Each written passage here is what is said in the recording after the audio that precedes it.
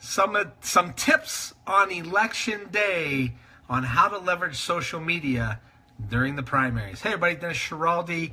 This is the DOYO Live Daily. So glad I get an opportunity to talk with you. I am the founder of DOYO Live, which is taking place August 2nd and 3rd, 2017. Early bird tickets are on sale. But more importantly, did you get out and exercise your civic duty today? That's right. It is an Ohio primary, a number of local elections that are going on. Some school levies, especially in the city that I live in.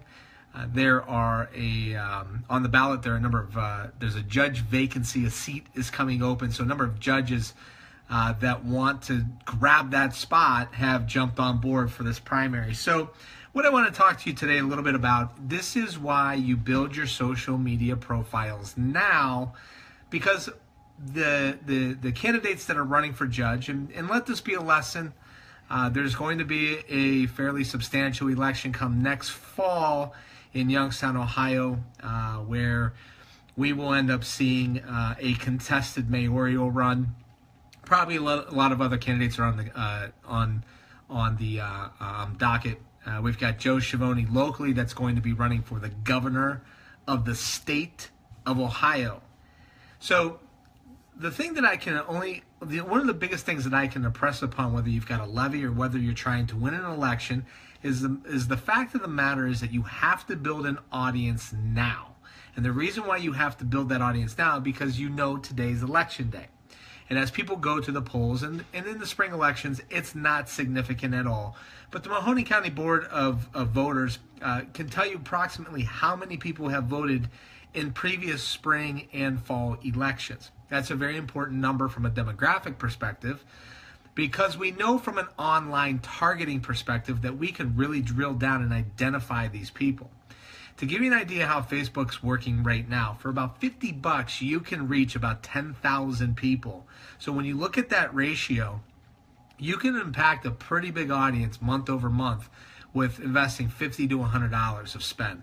Now we're talking a little bit of time, energy, and effort, but it's content that you can create that can really differentiate yourself and build up equity in people between now and election time. Because let's face it, when it comes time to vote, it feels very self-serving when all of a sudden that's when I get asked to support your candidacy.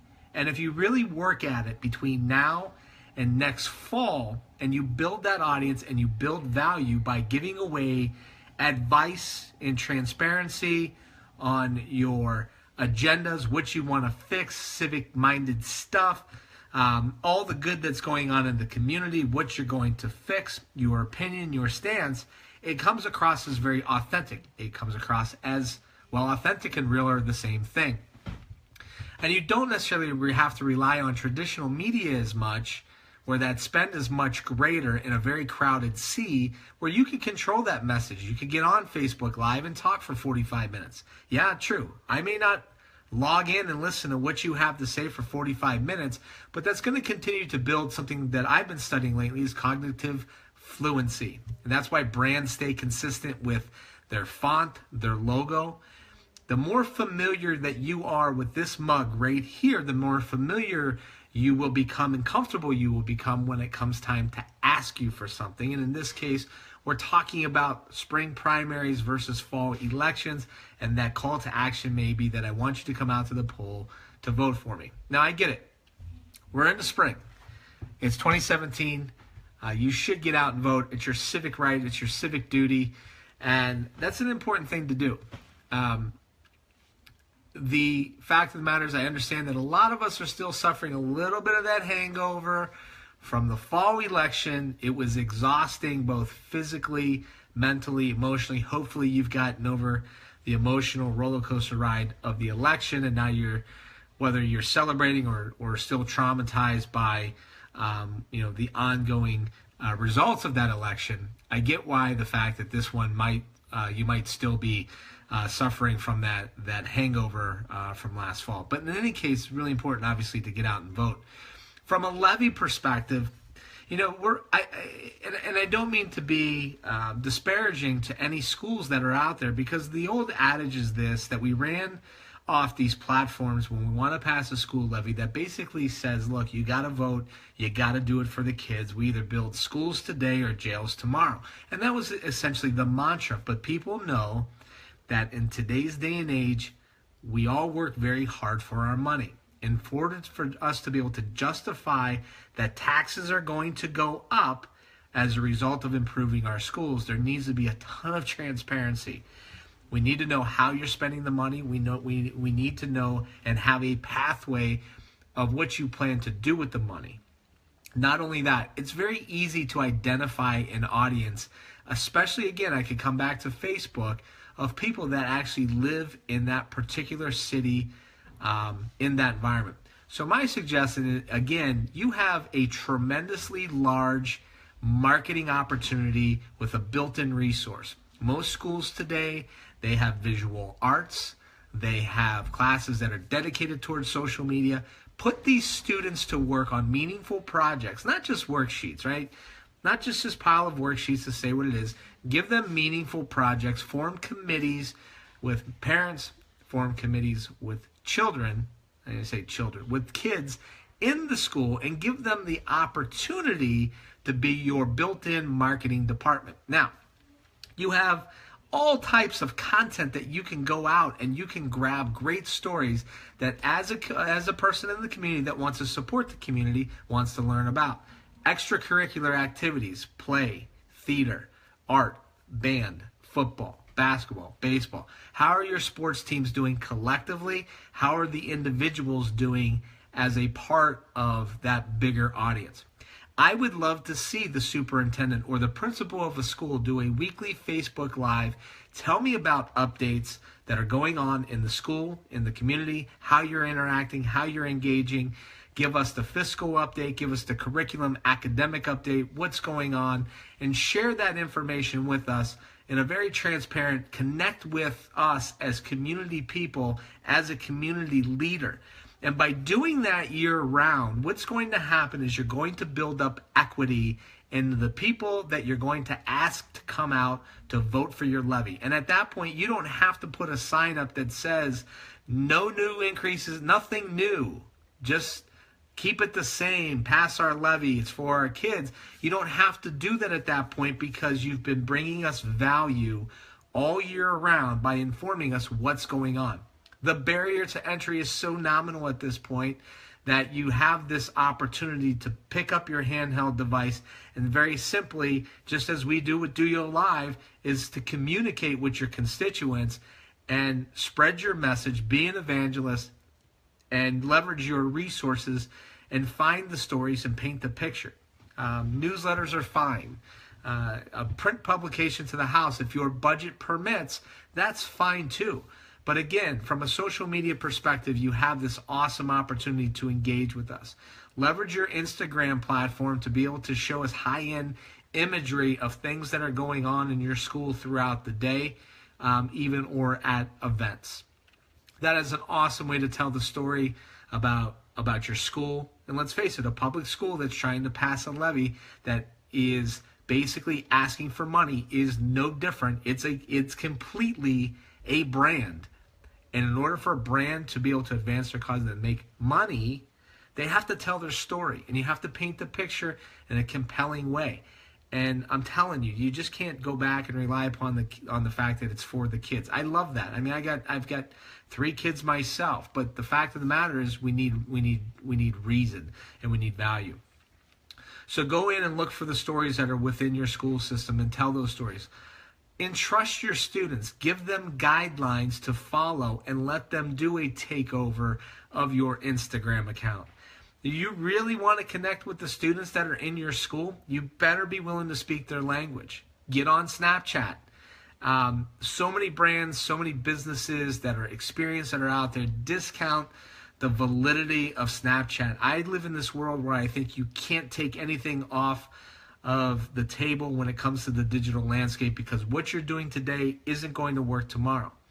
I have this philosophy in the class that I teach down at Youngstown State University is that I definitely want to elevate my students to a level up here, but I have to be able to communicate with them in order to get them here. And I think where the disconnect is that there's a lot of professors out there that say, I'm going to communicate with you on my terms, how I want to communicate my message to you. It's for you to figure it out. And then if you do happen to get it, you can come here. And the problem with that is it sounds like this. Wah, wah, wah, wah, wah, wah, wah, wah. Remember Charlie Brown? That's the same message that gets conveyed to students that are 18 to 24, and you could even take it younger if we're talking about high school. And so my point is this, is that I connect with students through social media. I teach social media classes, but on Snapchat to start. And I get messages throughout the entire semester on Snapchat from certain students that are comfortable and familiar communicating with me through that medium about assignments, about class participation, about attendance, things that you would never even consider. And I'm willing to communicate with them on that level because I know that they're getting and understanding and hearing the message. Absolutely more work for me as an individual, but totally worth it because then I can communicate with that student and then I can articulate other messages across other subject matter. Some kids are comfortable communicating with me on Twitter, others on Instagram, some by occasionally chance, obviously utilize email. But getting back to it, if I was a public school today, I would absolutely positively create a Snapchat channel to be able to communicate messages to my student body. You would totally interact and get total engagement with them by doing so. It would show that you're real as an administrator, as a teacher. And again, you're not just trying to connect with the decision makers that are in a household that are going to be delighted with your valuable message. You are actually looking for influencers across the spectrum. So like when we're talking about planting the seeds today in the voting mechanism, the voting farm ecosystem, that we're going to cash and grow those crops for next fall, we're doing the same thing with our voting constituency on Snapchat. Very long-term play. But think about this for a second. If you are a school system and you're willing to communicate with that 16, 17-year-old kid on Snapchat right now today, within a couple of years, they are going to be a voter within your district and will have a say. And not only will they have a say, they will have influence with their audience. And that audience is going to continue to grow as more and more 50% of people in North America that are between the ages of 12 and 34 log in to Snapchat every day. 50%. So 50% of the kids in your school district between the ages of 12 and 18 right now today half of those kids are logging into Snapchat. If you're willing to play the long-term gain of that, by the time they're 18, 19, 20, 21, 22, they will already have this commonality and understanding and be comfortable getting that message on Snapchat from you and your school district. So therefore, when it comes time from a voting perspective, you're going to be able to have an opportunity to talk with an audience, let them leverage their audience, and cash in on that. So don't write Snapchat off as a brand, especially if you're a school district. YouTube.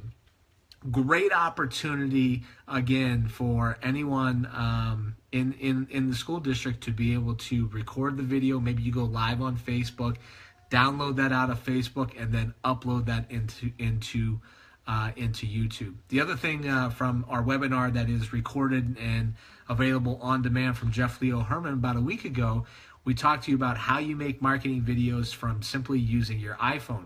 And Android lovers, we got some love for you too in that. It was just a branding thing about the iPhone.